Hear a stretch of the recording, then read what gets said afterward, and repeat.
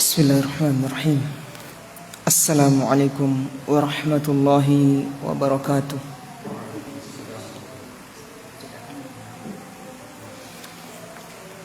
Alhamdulillahi rabbil alamin, wal aqibatu lil muttaqin, wala udwana illa 'alal zalimin.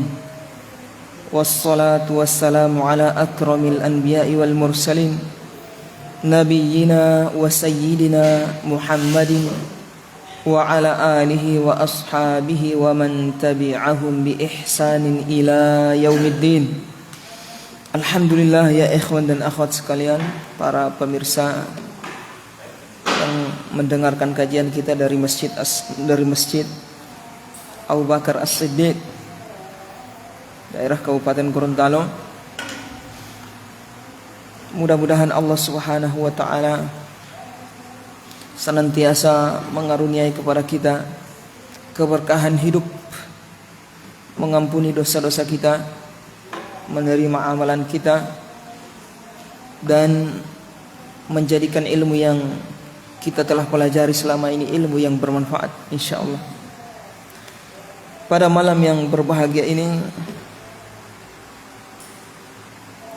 Allah lagi-lagi mempertemukan kita untuk melanjutkan kajian mempelajari ilmu fiqih,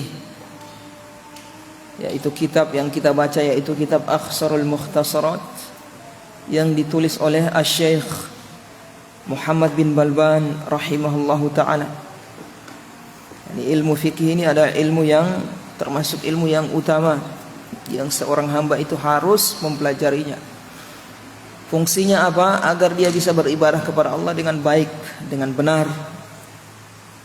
Kalau orang tidak belajar ilmu fikih, dia tidak tahu bagaimana cara beribadah yang benar, yang baik, yang sempurna.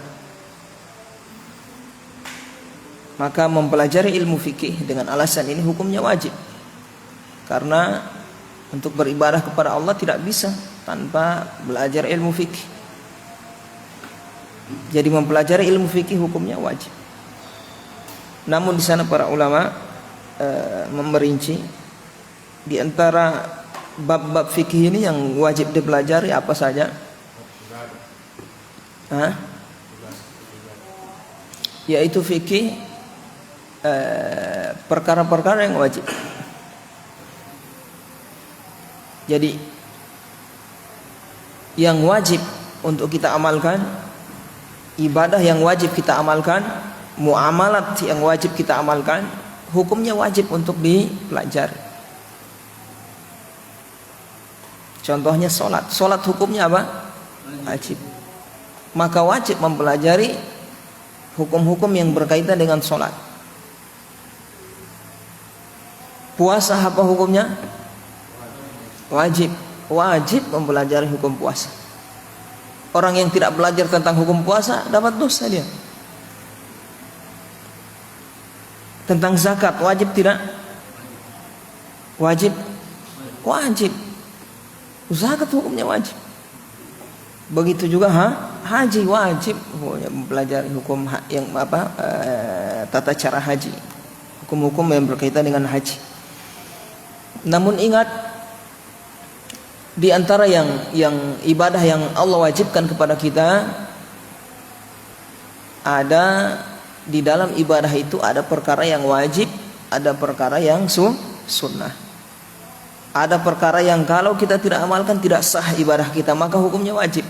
Jadi dirinci, misalnya sholat. Sholat secara hukum wajib kita pelajari fikihnya. Namun di sana ada yang wajib, ada yang tidak wajib kita pelajari. Apa hukum yang wajib untuk kita pelajari dalam sholat? Yaitu perkara-perkara yang wajib di dalam sholat, dan perkara yang berkaitan dengan kalau kita tidak amalkan tidak sah sholat kita. Maka mempelajari sholat dari hukum tersebut hukumnya wajib. Contohnya di dalam sholat ada yang namanya rukun, maka wajib belajar tentang rukun sholat. Ada yang namanya syarat sah, wajib kita tahu apa itu syarat sah dalam sholat. Karena tidak sah sholat kita kalau kita tidak tahu ini. Kalau kita tidak tahu, bagaimana kita amalkan? Perkara yang wajib di dalam sholat lagi wajib kita pelajari. Nah di sana ada yang tidak wajib, yaitu perkara yang sunnah. Sunnah juga kita pelajari. Kalau yang sunnah dipelajari. Yang wajib dipelajari. Begitu juga kita katakan pada puasa. Ada yang wajib, ada yang sunnah. Begitu juga haji dan seterusnya. Ini dalam persoalan apa? Ibadah. Namun di antara ibadah-ibadah ini ada yang kewajibannya itu segera dipelajari, ada yang boleh ditunda. Contohnya haji bagi orang yang belum mampu, belum punya kemampuan untuk naik haji. Dia tetap wajib mempelajari hukum yang berkaitan dengan haji, hanya saja boleh dia undur karena dia belum mampu. Paham di sini, Ujang? Tapi kalau dia sudah mampu, maka wajib dia belajar hukum-hukum yang berkaitan dengan haji. Begitu juga perkara berkaitan dengan muamalat. Jual beli, hibah, tukar menukar, kemudian pinjam meminjam,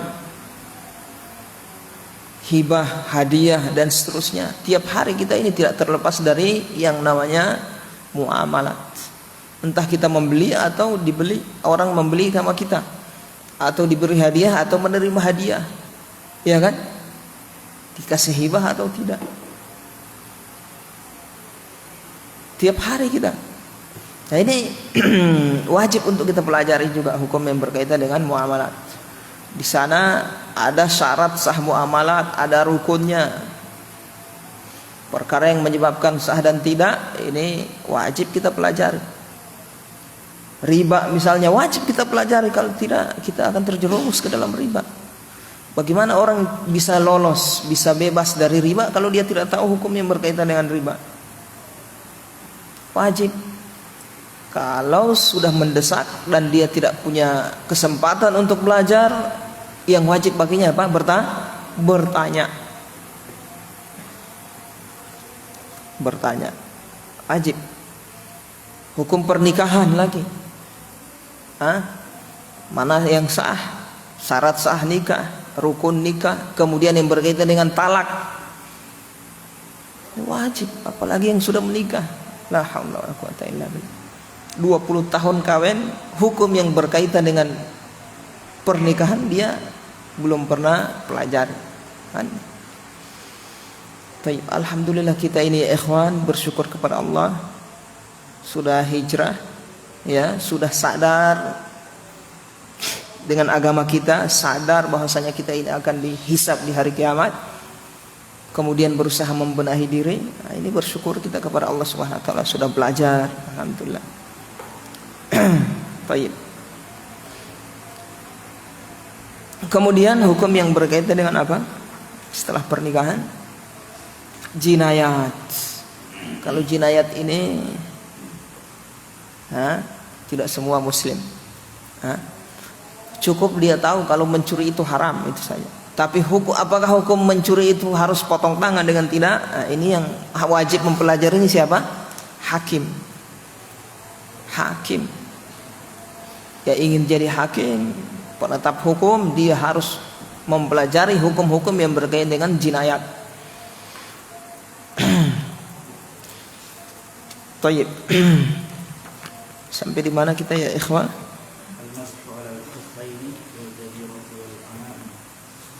Masuk di situ, tapi belum masuk. Baik, kita sebagaimana kebiasaan kita murojaah ya. Apa pembahasan sebelumnya ya ikhwah? Furudul wudu, yaitu perkara yang rukun di dalam wudu. Berapa saja rukun kemarin? Ada 6. Yang pertama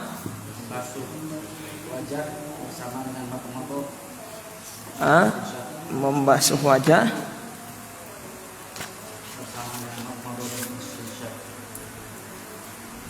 Oh, sudah lewat. membasuh wajah, disertai termasuk membasuh wajah ini apa? Berkumur dan istinsyak, memasukkan air ke hidung. Kemudian yang kedua, membasuh kedua tangan. Dua tangan sampai siku. Kemudian membasuh kedua kaki sampai mata kaki. Kemudian mengusap kepala dan telinga 1 kali. Kemudian tertib. Jadi yang 4 tadi itu tertib, tidak bisa diacak, diputar, dibolak-balik, tidak bisa. Harus berurutan sebagaimana yang disebutkan dalam Al-Qur'an. Kemudian al-muwalah. Apa artinya al-muwalah kemarin? Kesinambungan. Yang dimaksud berkesinambungan seperti apa? Yang dimaksud muwalah dalam wudu, begitu juga dalam mandi. Berkesinambungan, terhitung berkesinambungan seperti apa? Terputus dalam waktu yang dari dengan kadar waktu yang kalau anggota wudhu yang sebelumnya yang dibasuh belum kering. Kalau sudah kering wes putus, dihitung putus, harus diulang lagi. Contohnya orang ingin berwudu, setelah dia membasuh tangan sampai siku, dia berhenti dia sejenak, mungkin nerima telepon atau ngobrol. Setelah itu dia mau lanjutkan, kalau dia lihat kalau masih basah, tangannya tadi masih basah, paham di sini ikhwan? Kalau dia lihat masih basah berarti apa? Boleh dia lanjutkan langsung habis tangan apa? Habis tangan muka? Mengusap kepala. Lanjut boleh. Tapi kalau dia lihat sudah kering, tangannya kering, wes selesai. Berarti terputus. Ini yang dimaksud dengan muwalah. Hendaknya anggota wudu yang sebelumnya sebelum kering masih basah, itu terhitung masih mualah, masih bersambung. Kalau sudah kering berarti terputus mualah. Kemudian masyaallah jazakallahu khairan. Pembahasan yang berikutnya apa ya ikhwan? Kemarin niat dipersyaratkan niat untuk seluruh toharoh yang syar'i. Seluruh toharoh bersuci yang syar'i disyaratkan niat. Artinya tanpa niat tidak sah. Paham ini? Apa saja toharoh yang syar'i? Toharoh wudu, tayamum, mandi. Ghairi izalati khobathin, dikecualikan apa? Ada beberapa perkara yang dikecualikan. Artinya tidak dipersyaratkan adanya niat, biar tanpa niat tetap sah. Apa itu? Mengangkat hadas, menghilangkan najis. Menghilangkan najis tidak dipersyaratkan niat, ini dikecualikan. Kemudian juga yang dikecualikan apa? Istri yang ahli kitab mandi setelah mandinya istri yang ahlul kitab setelah suci dari haid atau nifas. Jadi misalnya kita punya istri orang ahlul kitab, Nasrani atau Yahudi, sah boleh ini punya istri Yahudi dan Nasrani ya ikhwan? Boleh di dalam Al-Quran. Setelah mereka ini bersih dari haid kan biasa haid perempuan kan, suci dari haid, boleh kita jima? Belum boleh. Dia harus mandi dulu. Nah mandinya ini supaya halal dijima, mandinya ini walaupun tanpa niat. Itu karena dia orang kafir. Syarat sah mandi kan muslimah tuh. Itu tidak dipersyaratkan niat, walaupun dia tidak niat, sekedar dia mandi saja, mandi untuk halal dijima oleh suaminya. Kemudian juga yang dikecualikan wanita muslimah, tadi ahlul kitab muslimah yang tidak mau mandi. So selesai haid, so suci, suaminya sudah kebelet ingin jima, yang istrinya tidak mau, malas misalnya, tidak sakit, tidak ada uzur pokoknya tidak mau mandi. Paham ini? Nah, dipaksa sama suaminya, mendongkol, mandilah dia dalam keadaan mendongkol, tidak ada niat mau mandi. Sah seperti ini? Sah untuk dijimai, sah untuk dijima. Tapi ingat, DP mandi tadi dia pakai sholat tidak boleh, karena mandi terpaksa. Jadi cuma halal dari sisi dijima saja. Iya Muhammad Ujang.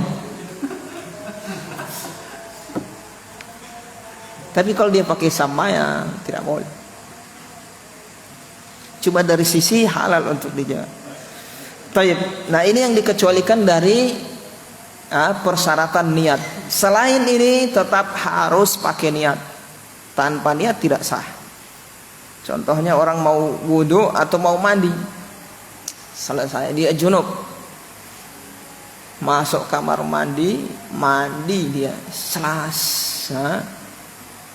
siram badannya, selesai, aduh saya belum niat tadi. Paham ini? Artinya belum muncul keinginan dia untuk mengangkat hadas untuk mandi wajib. Oh, kalau begitu saya mandi tadi saya suruh hitung mandi junub, bisa? Tidak bisa, tidak sah. Harus mandi lagi, mandi ulang. Dipersyaratkan niat itu. Beda dengan yang disebutkan tadi. Kemudian perkara yang wajib. Perkara yang wajib di dalam apa ini? Berwudu. Perkara yang wajib di dalam berwudu apa itu?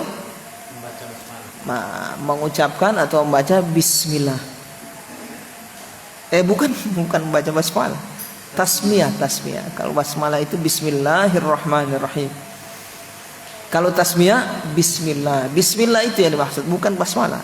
Tasmiyah. Hukumnya wajib. Paham di sini ikhwah? Nah, di dalam wudu yang wajib, perkara yang wajib adalah membaca bismillah. Apa terbatas pada wudu ini? Tidak, semua bersuci. Berlaku pada mandi, berlaku pada tayamum. Wajib baca bismillah, wudu wajib.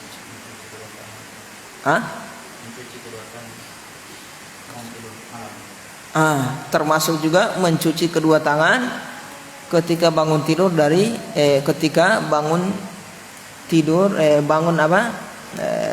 bangun dari tidur malam. Di sini ada beliau sebutkannya berapanya. Ya, jadi yang wajib membaca bismillah pada wudu, fi wudu'in wa ghusl, mandi, tayamum, kemudian membasuh atau mencuci kedua tangan dari tidur malam yang membatalkan wudu. Wa tasqutu sahwan wa jahlan. Gugur kalau lupa dan jahil, tidak paham hukum. Paham ini? Dia tidak tahu kalau wajib itu baca bismillah, gugur, sah, wudunya sah, mandinya sah. Tapi kalau dia yakini wajib, dia bermadzhab Hambali, dia yakini wajib, dia wudu sengaja tanpa membaca bismillah, tidak sah wudunya. Baik.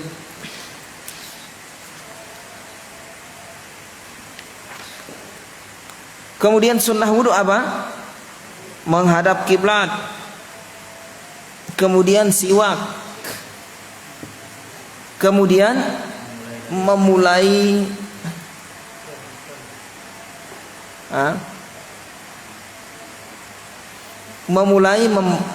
membasuh kedua tangan, memulai dengan membasuh kedua tangan. Wudu kita basuh dua tangan sampai pergelangan. Itu sunnah hukumnya. Iya. Kemudian yang 4, memulai dengan berkumur dan istinsyak. Ingat, kalau berkumur dan istinsyaknya masuk wajib itu, masuk rukun, termasuk membasuh wajah itu, kumur dan istinsyak. Tapi yang dimaksud oleh beliau ini memulai, sebelum membasuh wajah dia berkumur dan istinsyak dulu, itu hukumnya sunnah. Paham ini? Tapi kalau dia balik, dia basuh dulu wajahnya, kemudian dia berkumur istinsyak, boleh. Tapi yang afdal dia berkumur dulu, istinsyak, kumur, baru wajah. Itu yang dimaksud oleh beliau. Kemudian hujan ini, insyaallah. Wa mubalaghatun fihi ma li ghairi shaim. Kemudian mubalaghah, melebih-lebihkan dalam berwudu. Sunnah hukumnya. Lebihkan ketika berkumur. Jangan cuma sekedar kumur sekedar, enggak, tapi kumur sampai airnya terus muter sampai ke sudut-sudut mulut, kiri kanan depan belakang, baru buang. Itu yang afdal. Begitu juga istinsyak, memasukkan air ke hidung, diisap, hirup sampai ke pangkal, itu yang afdal. Itu yang dimaksud melebih-lebihkan. Tapi kalau sekedar saja masuk sah, sudah terpenuhi rukun. Kemudian apa sunnah yang berikutnya? Menyela-nyela rambut yang tebal yang tumbuh di bagian anggota wudhu yang wajib.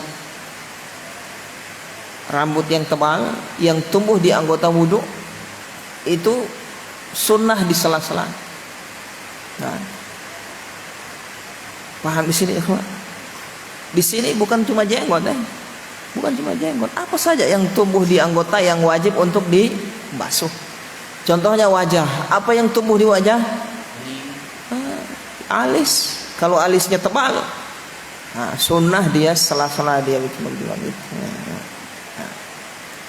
Tapi kalau tidak, yang penting basah, kena air sudah sah. Tapi kalau tebal, tapi kalau jarang, ya. Paham di sini? Kemudian jenggotnya, dia sela-sela, maksudnya dia basahi tangannya, kemudian dia kasih masuk. Begitu. Yang wajib bagian luar dibasuh. Paham ini? Tapi kalau dia sela-sela, itu hukumnya sunnah. Baik. Bukan cuma di wajah, kalau misalnya di bagian tangannya ini bulu banyak, ada di bagian sini bulu banyak, tebal, gitu, lebat. Sekedar terbasuh, sudah sah. Tapi kalau dia lantaran dia ketawaan, dia sela-sela lainnya, itu hukumnya apa? Sunnah. Kemudian basuhan kedua dan ketiga sunnah. Makruh hukumnya lebih dari 3. Makruh. Kemudian perkara yang sunnah setelah berwudu apa? Menengadahkan pandangan ke langit, ke atas, dan membaca doa. Membaca doa. Apa doanya? Asyhadu an la ilaha illallah wahdahu la syarikalah wa asyhadu anna Muhammadan abduhu wa rasuluh. Allahumma ja'alni minat tawwabin wa ja'alni minal mutatahhirin. Subhanallah. Ya Allah.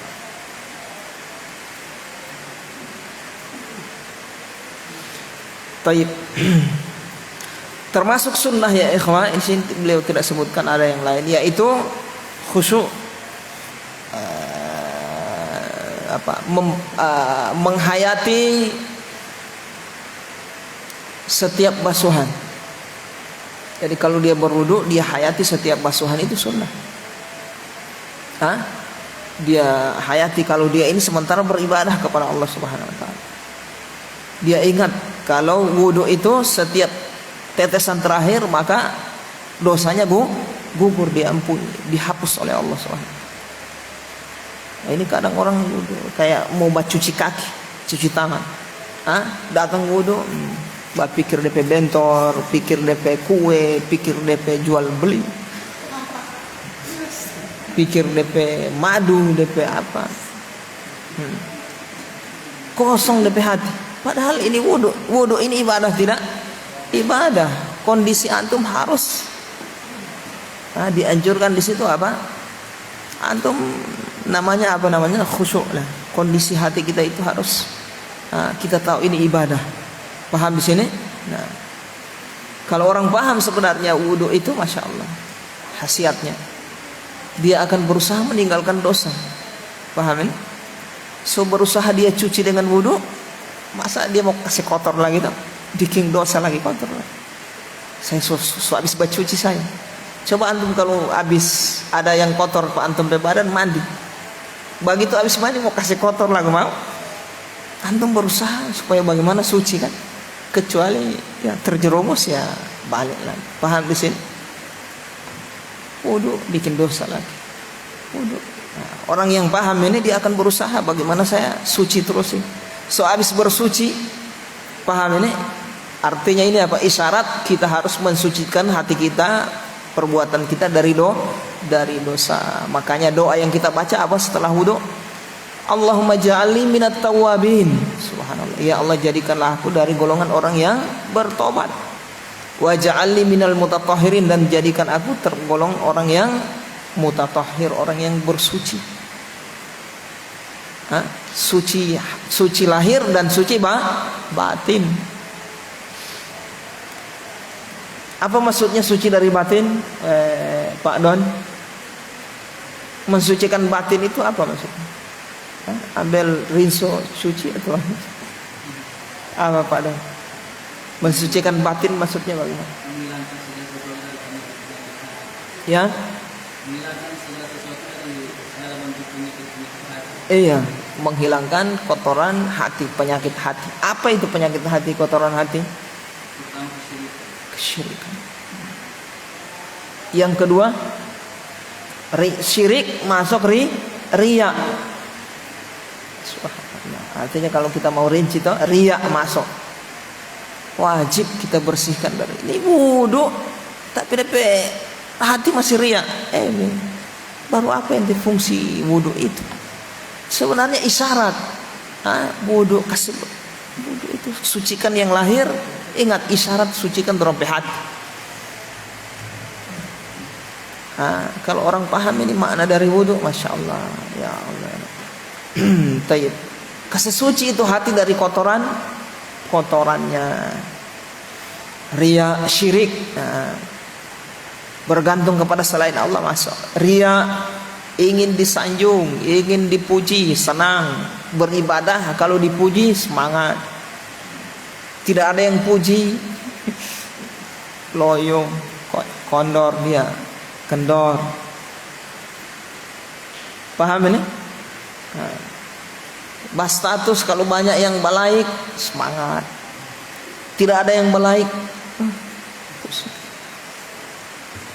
ingin dipuji, ada yang puji, ada yang paham. Ya kalau status dunia, kalau perkara dunia ingin dipuji itu akhlak tercela. Kalau perkara agama, ibadah, antum ingin dipuji, ini masuk syirik. Perkara dunia tidak masuk syirik ya. Saya beli auto, mau kasih lihat apa orang, enggak. Ini tidak masuk syirik ini. Ini masuk akhlak yang tercela. Suka dipuji dalam perkara. Tapi kalau dia sholat, dia menuntut ilmu, belajar, dia zikir, dia kasih nasihat orang lain, posting nasihat, ibadah, itu hati-hati. Harus jauhkan dari riya. Ujub juga. Kalau riya, ingin dipuji sama orang lain. Paham ini? Kalau ujub, memuji diri sendiri. Dia tidak ingin dipuji orang lain, tiada saat. Tapi jago kita ini. Ini tidak ada yang mampu bikin masjid model begini ini kecuali saya usaha. Ini masuk Coba lihat orang sana, bawa begitu terus dompe masjid. Lihat orang. Ujub, jangan ya ikhwan. Kasih bagi yang rinso, kasih bersih. Jangan. Paham di sini ikhwan? Itu ujub salat.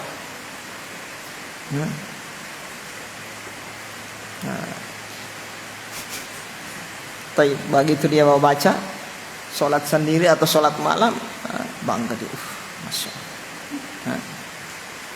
Sampai berdiri DP bulu-bulu, bapuji DP karena bapuji DP diri sendiri, berdiri DP bulu-bulu kuduk. Ya Allah, ini harus kasih bersih ya ikhwan.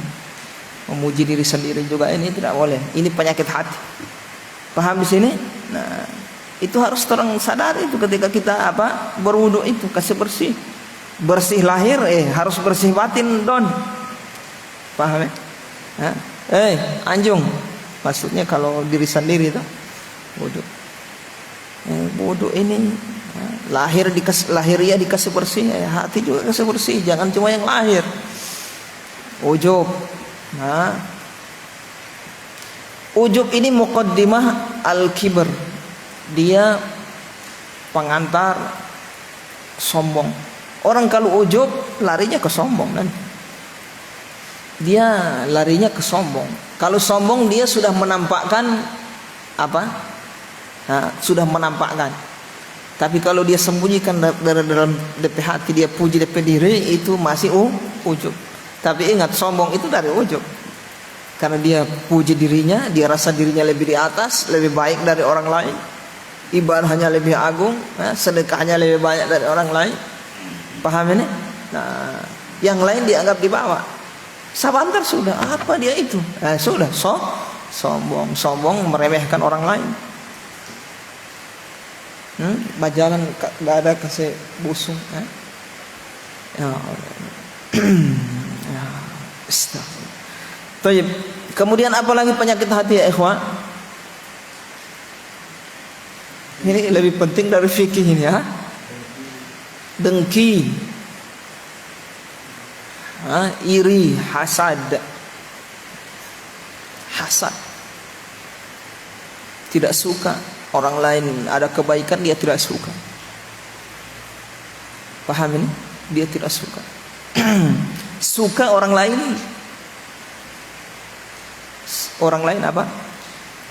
sengsara. Kalau orang lain sengsara, dia senang. Penyakit itu. Hati-hati. Orang lain dapat nikmat, dia tidak senang. Sudah, masuk sudah. Masuk apa itu? Masuk apa? Iri, hasad, masuk hasad. Ya Allah, so bisa. Cuma kaleng-kaleng anak kalamaring so bisa bangun masjid, kurang ajar. Orang ini orang yang so lama di dakwah ini kasih yang muncul rasa apa? Kalangan dai misalnya lagi tuh. Ustadz saya itu kalau kajian banyak sekali DP jamaah. Muncul kurang ajar, muncul apa? Iri, hasad, tidak suka dia. Ini juga hasad. Sesama dai, para dai juga jangan antum kira itu malaikat semua, itu manusia. Masih tidak, kata Syekhul Islam Ibnu Taimiyah, tidak ada sesuatu yang bernyawa kecuali ada hasad di dalam hatinya. Tapi orang yang mulia kasih sembunyi dari hasad, dia berusaha kasih padam. Orang yang buruk kasih nampak dari hasad. Pahamnya? Orang mulia kalau muncul hasad dari dalam hatinya, dia coba obati, dia tidak kasih nampak. Tapi orang yang buruk hasad selesai. Apalagi so dikemas dengan model agama, tahdzir atau apa. Dia sana itu DP akhlak misalnya buruk atau ini begini, tapi yang mendorong dia begini apa? Karena hasad. Ya, makanya para ulama terdahulu kalau mau ingin mengkritik seseorang, dia lihat tidak suka sama ada masalah pribadi, tidak mau dia berkritik. Dia khawatir yang membuat dia berkritik ini karena apa? Hasad. Dia diam, tanya sama orang lain. Paham di sini ikhwan? Bagaimana? Karena dia tahu dia pernah bermusuhan dengan saya. Tanya sama lain. Dia khawatir jangan sampai dia berbicara atas dasar apa? Hasad. Orang ulama dulu ketika melihat menjarah itu, ulama jarah wa ta'dil, tidak semua jarah tahdiran mereka diterima. Dilihat kalau ada hubungan pernah aku salah, tidak terima dia tahdir. Jarahnya tidak diterima. Paham di sini? Nanti kalau belajar mustalah hadis, doabit kaidah dalam menjarah. Kalau pernah ada urusan masalah pribadi yang saat ini tahdir ini tidak diterima ya. Taib.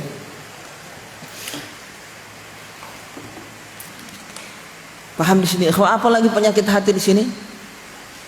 Muhammad Ujang, riya, syirik tadi secara umum, menggantungkan hati kepada selain Allah masuk. Penyakit itu. Sadiki-sadiki manusia. Ada masalah manusia, ada pikiran ke manusia. Ini juga penyakit hati. Paham ini? Harusnya begitu ada masalah, Allah dulu. Allah nomor satu, baru tempuh sebab. Begitu sakit, langsung obat yang di kepala. Paham ini? Di mana Allah? Siapa yang menyembuhkan kita? Allah Subhanahu wa taala. Begitu sakit, ya Allah sembuhkan aku ya Allah. Baru tempuh sebab. Paham ini? Hilang sandal, keluar dari masjid. Ya Allah, hilang saya sandal ya Allah. Sudah minta sama Allah, kembalikanlah sandal saya ya Allah, mudahkanlah aku. Baru tempuh tanya sama tamang-tamang. Ini tidak. Kalau tidak ada sandal, langsung manusia yang kurang ngajar susah apa lagi.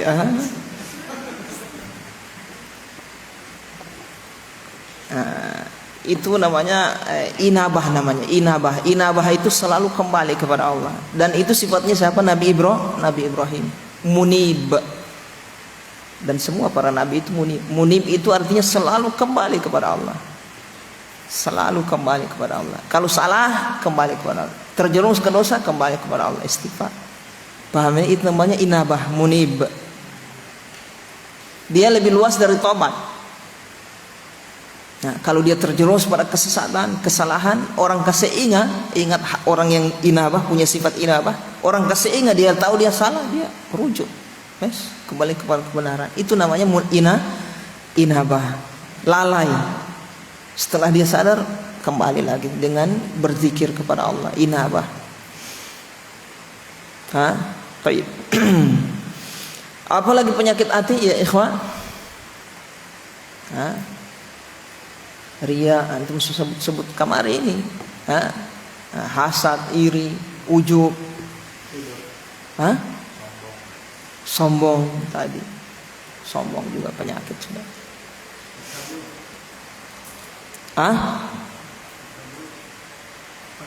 Takabur, so itu kibar, itu sombong. Takabur itu sombong. Sum'ah masuk ke riya dia. Kalau riya ingin dilihat, kalau sum'ah ingin didengar. Maksudnya dia berkaitan dengan ibadah yang didengar. Kalau dia membaca Al-Quran, orang dengar, dia dapat dengar. Mulai dia kesegagan. Kenapa? Ada di belakang. Sum'ah ini, paham ini? Kalau riya berkaitan dengan penglihatan. Kalau orang lihat, basumbang. Kalau sendiri-sendiri 1.000. Kalau orang lihat 20.000. Paham di sini? Nah, yang bagus itu orang lihat. Kalau orang lihat isi apa? Kalau di hadapan orang isi 1.000. Paham ya? Nah, begitu kesendirian misalnya basumbang 100.000. Itu. Ada orang seperti itu. Ya, saya misalnya donasi apa tuh untuk nyumbang apa? Saya 100.000. Tertulis list 100.000, tapi yang masuk 1 juta. Paham di sini? Nah, tidak ada masalah. Berarti dia ingin menyembunyikan apa DP? Amalan. Baik. azan itu. Nah.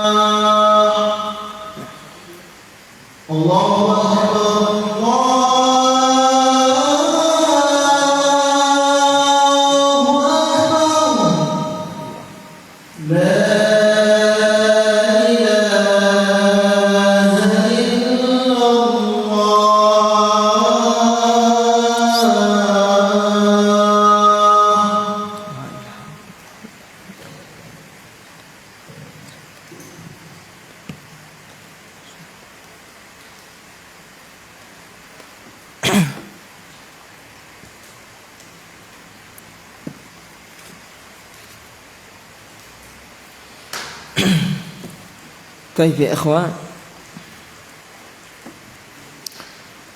sudah ada gambaran ya tentang penyakit hati yang harus kita sucikan, bersihkan dari hati kita supaya kita menjadi tenang, hamba yang menghamba kepada Allah dengan penghambaan yang sempurna. Taib. Termasuk juga penyakit hati buruk sangka, berburuk sangka. Ini juga penyakit hati, jangan kasih hilang itu. Sedikit-sedikit prasangka buruk, sedikit-sedikit prasangka buruk, jangan ya ikhwan. Kalau ada yang antum lihat dari saudara antum terkesan tidak baik, antum kasih uzur. Paham ini ya? Bisa jadi begini, bisa jadi begini. Sehingga antum tidak terjatuh pada apa buruk sangka. Orang lempar dengan batu misalnya dari sebelah rumah. Ente lihat tadi dia so lempar nggak ada dengan batu. Alhamdulillah batang-batang batu yang di halaman mau kumpul-kumpul. Oke. Dia bilang ngana kacang-kacang, ngana ini cuma kacang-kacang. Orang bilang ngana cuma kacang-kacang. Alhamdulillah kacang-kacang. Iya kan? Kacang kan dimanfaatkan. Enak diperasa. Jadi tidak ada celah untuk apa? Sakit hati orang. Berusaha bagaimana berbaik sangka, mendahulukan baik sangka, kemudian mendahulukan apa? Baik sangka. Tayyib. Kita lanjutkan ya ikhwah pelajaran kita. Faslun, berkata muallif rahimahullahu taala, faslun al-mashu 'alal khuffaini wal jabirati wal amaim.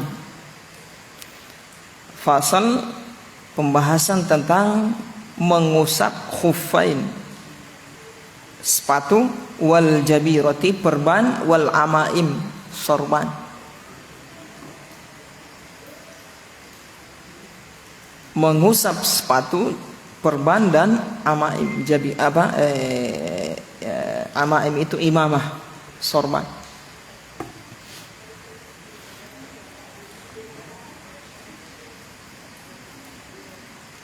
Yang beliau sebutkan di sini berapa di sini? 3 ya? Jadi 3 yang disyariatkan bagi kita untuk diusap. Ada yang lain, cuma beliau tidak sebutkan di sini. Yang pertama adalah khuf, sepatu. Yang kedua jabiroh, perban. Ini berkaitan dengan wudu, ini mandi, bersuci. Kemudian imamah, sorban. Taib, saya jelaskan dulu. Jadi anggota wudu atau anggota badan yang wajib kita basuh ketika berwudu atau mandi itu ada 2 macam. Ada yang tidak tertutup dan ada yang tertutup. Ada yang terbuka dan ada yang tertutup. Yang terbuka wajib untuk dibasuh.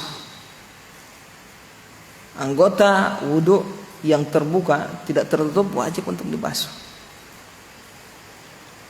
Kemudian kondisi yang kedua, kalau tertutup ada sesuatu misalnya yang menghalangi. Nah ini yang akan kita bahas. Jadi sesuatu yang menghalangi area atau anggota yang wajib untuk dibasuh ini, ada yang sepatu, ada yang jabiroh, perban, dan ada yang imamah yang di kepala. Kepala kan wajib untuk bukan dibasuh, diusap. Bagaimana kalau ada imamah? Sepatu wajib untuk dibasuh. Bagaimana kalau sepatu? Kaki wajib untuk dibasuh ketika wudu. Bagaimana kalau ada sepatu? Begitu juga kalau ada perban, kalau luka di perban misalnya. Yajuzul mashu ala khuffin wa nahwihi wa imamati dzakarin wa muhannakatin au dzati du'abatin wa khumuri nisa'in mudaratin tahta khuluqihinna wa ala jabiratin lam tujawiz qadral hajati ila halliha. Yajuzul mashu, boleh mengusap, ala khuffin, sepatu, atas sepatu. Jadi yang diusap ini atasnya sepatu ya, bukan samping atau belakangnya atau bagian bawah, bukan, tapi zuhurnya, atasnya, bagian atas. Boleh. Wa nahwihi, dan yang semisal dengan sepatu. Taib. Kalau khuf, saya jelaskan. Khuf itu sepatu yang terbuat dari apa? Kulit. Khuf, sepatu yang terbuat dari kulit. Wa nahwihi, yang semisalnya berarti yang selain terbuat dari kulit, dari kain, dari plastik, dari kulit apa saja, dari kaca atau dari apa, karet, kaos kaki, itu masuk ke khuf, satu hukum dengan khuf. Kalau khuf itu sepatu yang terbuat dari kulit. Wa imamati dzakarin, ini yang pertama, mengusap khuf atau yang semisalnya, dan imamah, tapi imamahnya zakar, laki-laki. Kalau perempuan pakai imamah ya tidak boleh. Tidak boleh diusap. Yang dimaksud di sini imamah laki-laki. Imamah sorban. Muhannakatin, tapi yang imamah yang muhannakah. Ada dua di sini, ada dua model imamah yang boleh untuk diusap. Selain ini tidak boleh, tidak sah. Imamah yang muhannakah, yaitu sorban yang muhannakah, wa dzati du'abah. Muhannakah itu yang imamah ekornya dilipat sampai di depan. Ada lebihnya, dia lipat di depan. Paham ini? Anu biasa nonton film-film Wali Songo atau imamah, kemudian ada sisa dia lipat. Itu namanya muhannakah. Kalau dzati du'abah yang memiliki dzati du'abah yang memiliki ekor. Du'abah itu ekor. Ada ekornya, itu ekornya ada. Itu. Kalau muhannakah dia lipat, karena panjang lipat itu. Nah, yang imamah yang seperti ini yang boleh untuk diusap. Adapun imamah yang tidak ada ekor, tidak ada lebihnya, yang yang dia tidak lingkar di lehernya itu, maka itu tidak boleh diusap. Imamah sama sekali dilipat-lipat begitu, tidak ada ekor yang menjulur, itu tidak boleh diusap. Seperti imamahnya orang Syiah itu, ada ekornya, antum lihat? Tidak ada, bulat itu. Iya kan? Itu tidak boleh diusap. Jadi yang diusap ini dua jenis ini. Muhannakah, imamah yang ekornya itu dia lipat di lehernya itu. Kemudian kalau dzatu du'abah yang ada ekornya, dia lipat cuma ekornya sedikit. Itu ada. Itu yang boleh untuk diusap. Wa khumuri nisa'in mudaratin tahta huluqihinna, bukan pakai kha, pakai ha. Khumur nisa, khumur itu khimar, yaitu apa? Jilbab. Tapi di sini jilbab yang mudaratin, yang digulung tahta huluqihinna, sampai ke leher mereka. Jadi jilbabnya itu saking DP jilbab dia lipat sampai di leher. Itu antum nonton itu di YouTube biasa kan ada yang jilbabnya tebal itu kayak imamah itu dia sampai ekornya dia lipat di lehernya ini, tak bungkus. Yang seperti itu yang dimaksud, yang boleh untuk diusap, karena itu susah untuk dilepas. Adapun jilbab selain ini tidak boleh. Khimar selain ini tidak boleh. Yang biasa dipakai sama ahwat-ahwat di Gorontalo ini tidak boleh. Bukan itu yang dimaksud. Ada antum pernah nonton film-film yang di padang pasir ini kan? Ada jilbab tapi dia gulung-gulung kan? Perempuan tebal. Itu yang dimaksud. Wa ala jabiratin lam tujawiz qadrul hajati ila halliha, dan juga boleh mengusap jabirah, perban luka yang dimaksud ini. Lam tujawiz qadrul hajah, yang tidak melebihi kadar yang tidak melebihi kadar yang dibutuhkan, ila halliha, sampai sampai boleh untuk dilepas, sampai sembuh maksud. Jadi jabirah ini kapan dia dibuka sampai sembuh? Kalau sudah sembuh. Paham ini? Beda dengan khuf. Kalau khuf ada batasan. Kemarin kita pelajarkan Kalau untuk safar nanti beliau akan sebutkan. Untuk safar 3 hari 3 malam. Kalau orang mukim sehari semalam, 24 jam. Kalau jabirah tidak ada batasan, biar sampai 1 bulan. Selama belum sembuh penyakitnya, yang diperban itu ya sudah dia pakai terus, dia usap terus. Taib. Berapa yang beliau sebutkan di sini yang boleh untuk diusap? Selain ini tidak boleh diusap ya. Yang pertama khuf, sepatu. Yang kedua imamah, sorban. Yang ketiga khimar, perempuan yang dia gulung-gulung itu, yang tebal itu. Kemudian jabirah 4. Selain ini tidak boleh diusap. Tidak boleh diusap. Paham di sini? Apa yang menempel-nempel, dilipat-lipat di badan, tidak boleh diusap. Antum harus lepas. Paham ini? Songkok misalnya, contoh songkok. Wudhu ya antum harus lepas. Bukan imamah itu. Kalau imamah bisa, tinggal antum usap bagian atasnya. Songkok misalnya tidak bisa. Paham ini? Kaos tangan misalnya tidak bisa. Yang boleh apa? Yang ada di kaki. Jadi harus dilepas supaya bisa dibasuh. Taib. Wa in jawazathu aw wada'aha ala ghairi taharatin lazima naz'uha fa in khafa darar tayammama ma'a mashi mawdu'atin ala taharatin. Taib. Wa in jawazathu, kalau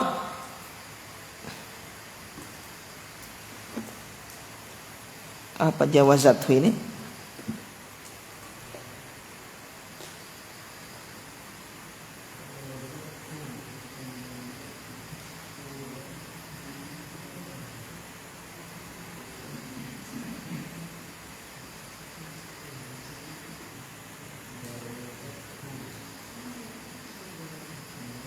Hunya kembali ke mana Anjong?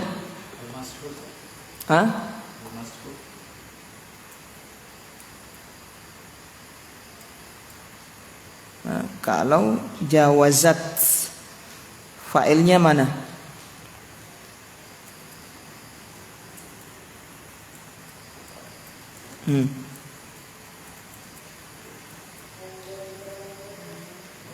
Fa'in jawazat, fa'ilnya berarti muannas itu.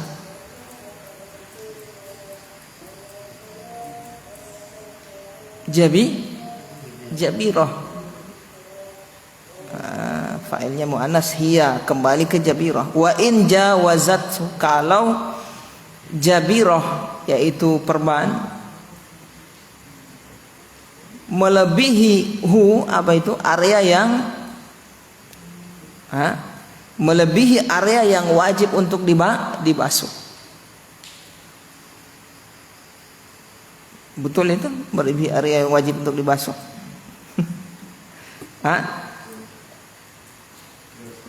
Betul.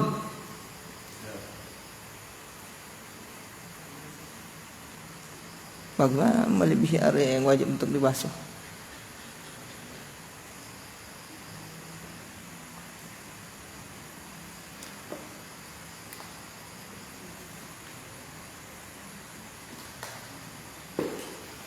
Wa in jawazathu, kalau jabirah itu melebihi kadar yang dibutuhkan, yang dimasukin. Aw wada'aha ala ghairi taharatin, melebihi kadar yang dibutuhkan. Aw wada'aha, sebentar saya jelaskan. Aw wada'aha ala ghairi taharatin, atau dia gunakan atau dia letakkan, dia gunakan perban tersebut ala ghairi taharah, dalam keadaan dia belum bersuci atau sudah batal wudunya, dalam keadaan dia berhadas maksudnya. Lazima naz'uha, maka wajib dia mencopot perban tersebut. Artinya harus dia basuh gitu loh. Harus dia lepas perbannya dan dia basuh seperti biasa. Fa in khafa dharar, kalau dia takut ada mudarat ketika ingin melepas tersebut, berarti tidak bisa dilepas, ya kan? Mau dilepas, aduh, berbahaya ini, lukanya bisa tambah parah, keluar darah dan seterusnya. Tidak bisa dilepas, tayammama, maka dia bertayamum. Gimana Ujang? Paham Ujang? Ma'a mashi mawdu'atin ala taharatin, disertai mengusap tempat atau area ala taharatin, disertai mengusap mawdu'atin ala taharah, tempat yang apa namanya,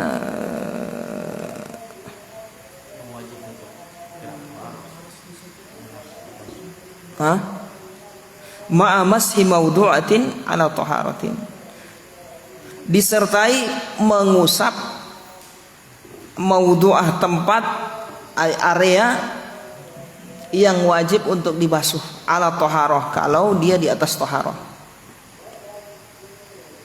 Paham Ujang? Yang bakal Ujang.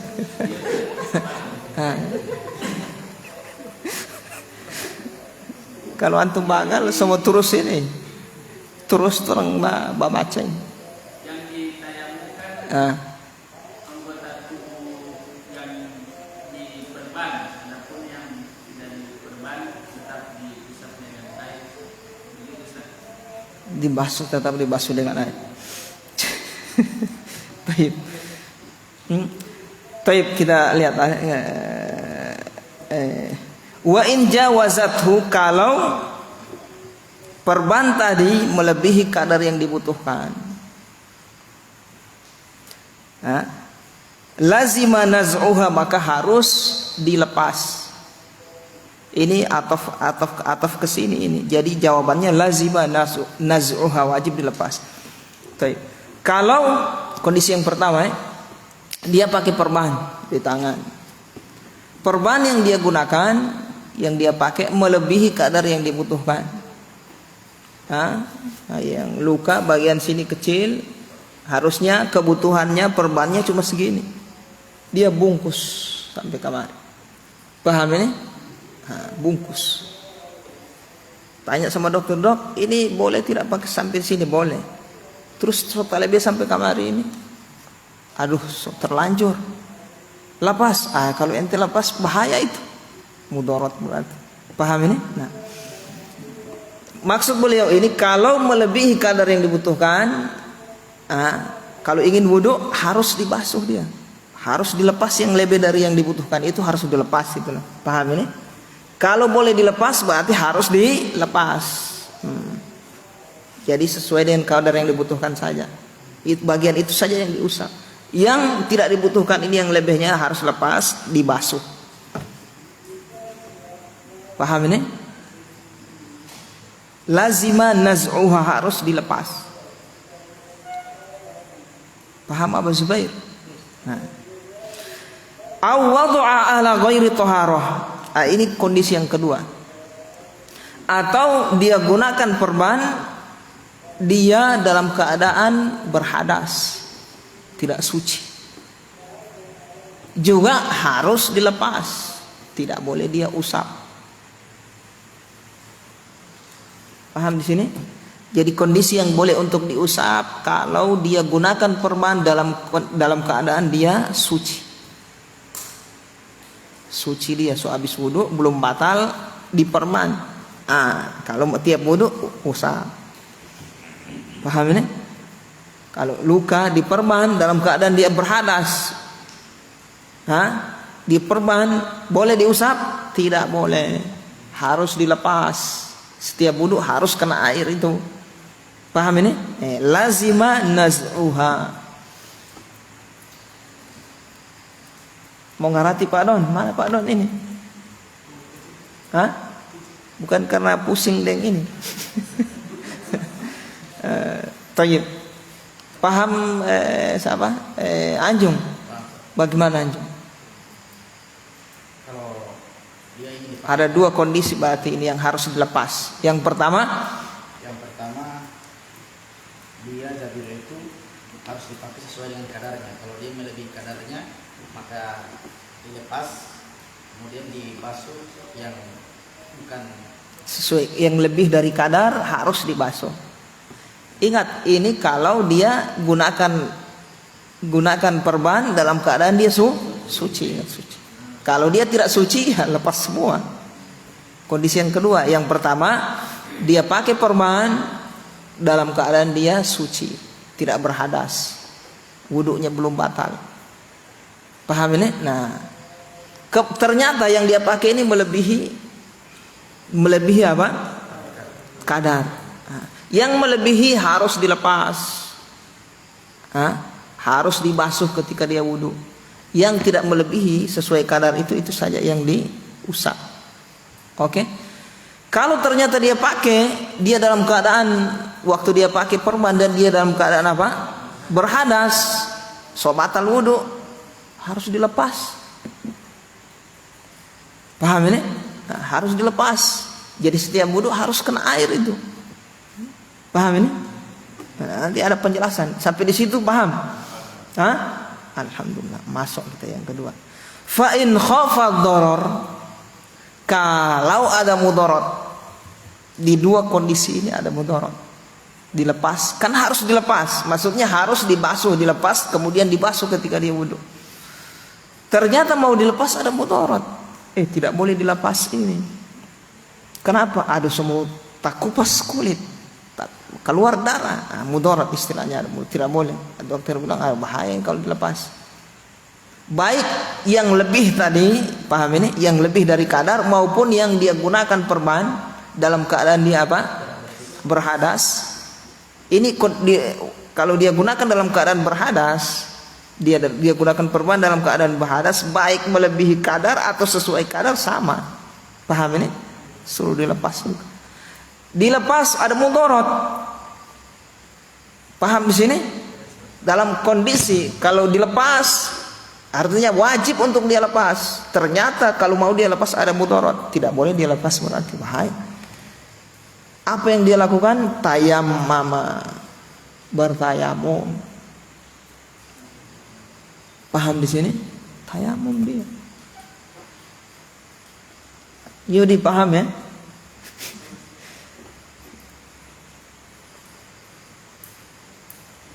Dia tayamum sudah.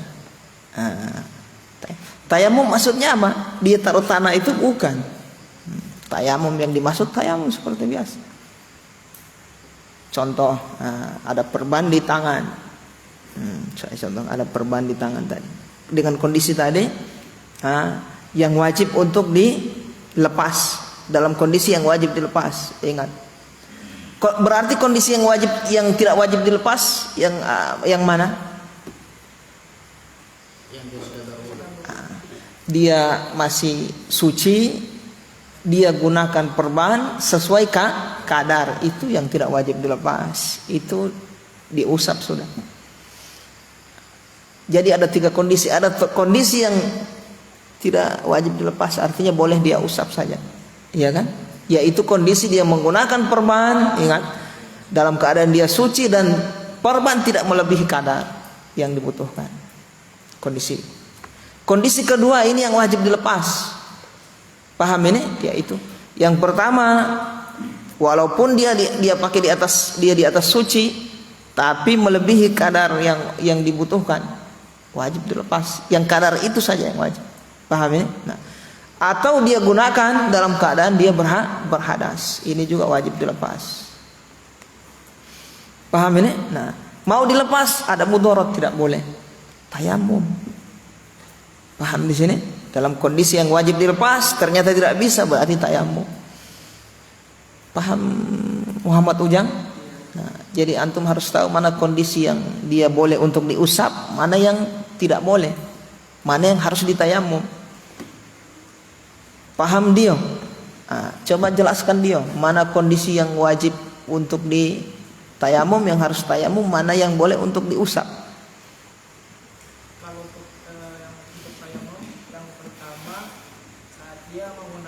Dia dalam keadaan bersuci tetapi menggunakan perban dalam keadaan yang lebih dari kebutuhan.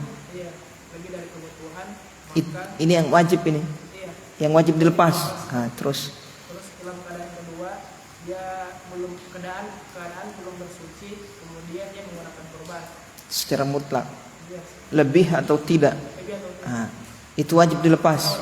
Nah, itu. Tapi jika ada mudorot, maka jika dilepas kemudian menimbulkan mudorot, maka diwajibkan hanya untuk bertayamum. Nah, tayamum saja. Paham di sini? Nah, tayamum seperti biasa. Jadi misalnya antum basuh wudu, wajah kena kanan, ternyata mau basuh ke kiri ada perban. Nah, lihat kondisi yang boleh diusap tadi. Paham ini? Contoh kondisi yang boleh diusap. Dia suci, dalam keadaan suci itu mau wudu. Nah, tidak melebihi kadar yang dibutuhkan. Berarti kadar yang yang anggota yang lain ini harus dia basuh seperti biasa. Harus dia kasihkan air. Nah, ini usap. Paham ini? Kondisi yang boleh, kondisi yang tidak boleh. Nah, begitu dia basuh ini tetap dia basuh yang lain ini. Nah, kondisi yang ini yang tidak boleh, yang harus dia lepas ini ternyata tidak boleh kan? Ini yang dia pas mau membasuh itu karena tidak bisa, berarti dia ganti dengan tayamum, ambil tanah, wajah, tangan, begitu. Bukan ini yang dia kasihkan, dia tayamum kasih kena tanah, bukan. Tayamum seperti biasa. Tayyib. Ma'a mashi mawdu'atin ala taharatin. Ma'a mashi mawdu'atin, disertai dengan mengusap mawdu'ah, tempat area yang perban tadi, disertai mengusap perban yang ala toharoh kalau dia gunakan di atas suci. Paham di sini maksudnya? Ma'a mashi mawdu'atin ala toharatin, berarti kondisi yang mana tadi itu yang wajib untuk dilepas? Yang pertama. Kondisi yang kedua tidak berlaku ini. Paham ini? Tidak berlaku ini. Ini harus ditayamum kondisi yang kedua. Yang dimaksud oleh beliau di sini kondisi yang pertama yaitu dia sudah suci. Kemudian dia gunakan perban melebihi kebutuhan. Paham ini ya? Gunakan perban melebihi kebutuhan. Nah, ini yang dia usap yang sesuai kebutuhan. Paham ini? Yang selebihnya tayamum ini maksudnya beliau. Jadi berarti ada yang digabung-gabungin. Paham di sini? Paham Pak sama Pian? Hah? Paham banget. Baik.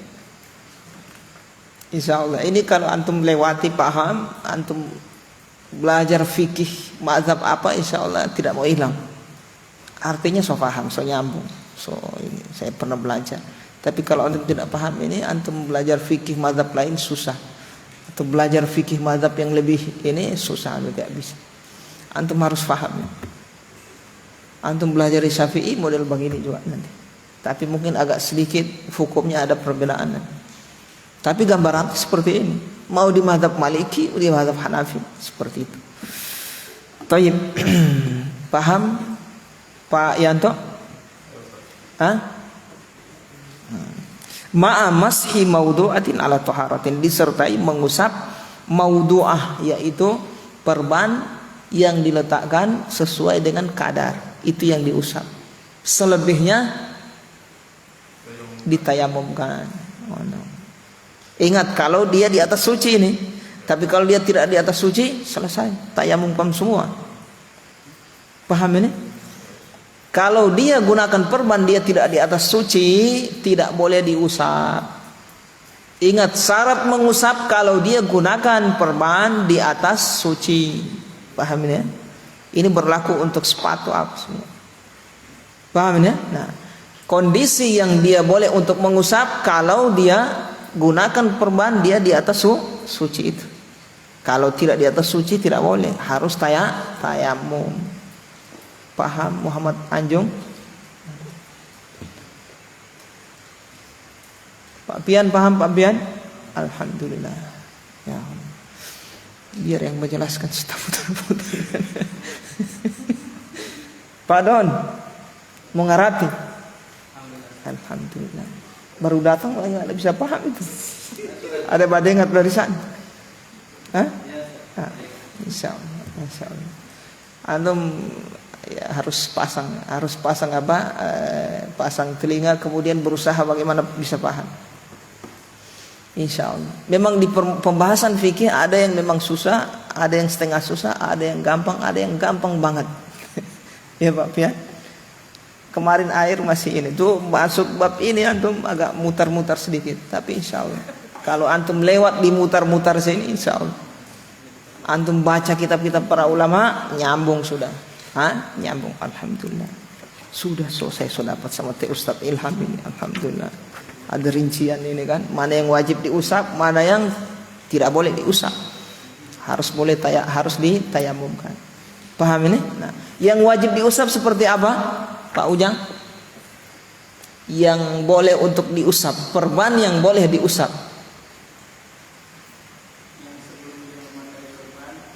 Dalam keadaan suci. Nah, kalau dia dalam keadaan berhadas, harus buka. Kalau tidak, Masya Allah, jazakallah khairan. Masya Allah, nyambung insya Allah. Paham ya? Mau tambah atau cukup sampai di situ dulu insya Allah. Semengkrut semua ini. Tapi ya ikhwah, ada pertanyaan? Yudi.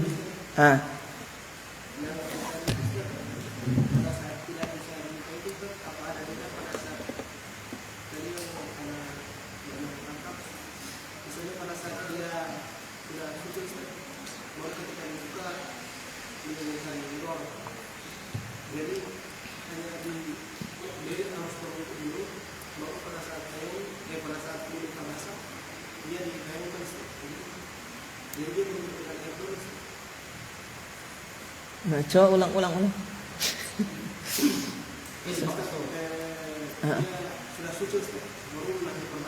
Sudah suci dia memakai perban. Ada luka pakai perban baru.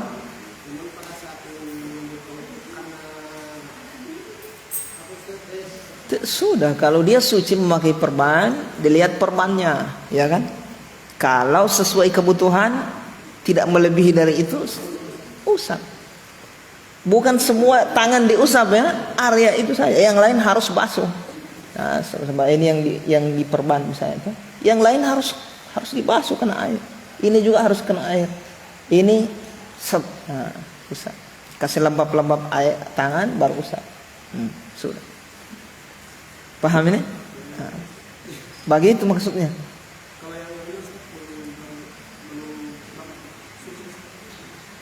Kalau dia dalam keadaan tidak bersuci berarti harus dilepas. Harus lepas. Kalau bisa dilepas harus lepas, harus kasih kena air. Kalau mudarat dilepas, dokter pun tidak boleh. Atau kalau lepas bahaya ini, tidak bisa dilepas. Tayamum. Paham ini? Paham ya? Ada yang digabung. Tadi kondisi yang digabung. Yang digabung dia gunakan perban dalam keadaan dia suci. Tapi perban yang dia gunakan lebih dari yang dibutuhkan. Paham ini? Lebih dari yang dibutuhkan. Berarti yang dibutuhkan ini saja yang diusap. Lebih dari yang dibutuhkan tidak boleh diusap. Paham ini? Harus dilepas. Ada mudarat kalau dilepas, ditayamumkan. Berarti dia ada gandeng. Dia gabung, ini ada 3. Paham ini? Yang lain tetap dibasuh. Yang sesuai kebutuhan diusap, yang lebihnya tayamum. Dia gabung 3 itu. Paham Zulkifli? Alhamdulillah. So lewat masalahnya. Kalau lewat pembahasan di Al-Ajubatul Jaliyah insyaallah soal. Makanya ilmu itu ya ikhwan Diambil sedikit-sedikit. Nah, yang rendah dulu. Ilmu yang di atasnya bukan ilmu baru, tapi ilmu yang di bawah, cuma ada tambahan. Paham Pak Damin? Silahkan.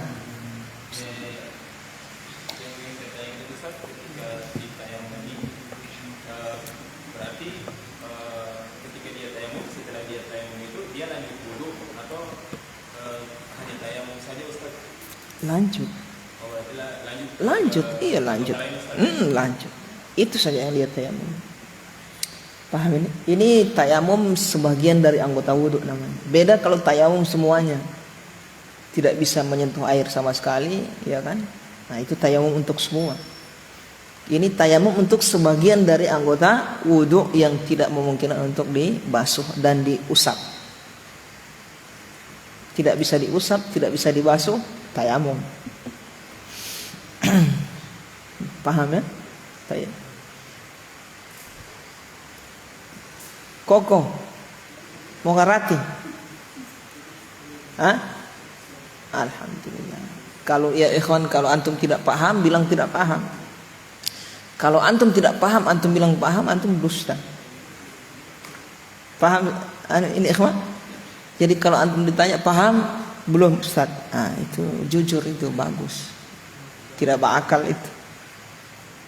Biasa ada orang dia anggap ini sebagai penghormatan terhadap guru. Kandati bakal tidak, antum berdusta ya kawan. Kalau antum tidak paham, bilang tidak paham. Iya, supaya nanti DP Ustaz bisa jelaskan lagi. Kalau tidak ya jalan terus. Paham di sini ikhwah? Baik ya ikhwah, kita tutup majelis kita. Mudah-mudahan bermanfaat. Antum bisa paham semua ini. Baik. Mudah-mudahan juga Allah Subhanahu wa taala mengampuni dosa-dosa kita karena mendatangi majelis yang mulia ini. Subhanakallahumma wa bihamdika asyhadu an la ilaha illa anta astaghfiruka wa atubu ilaik.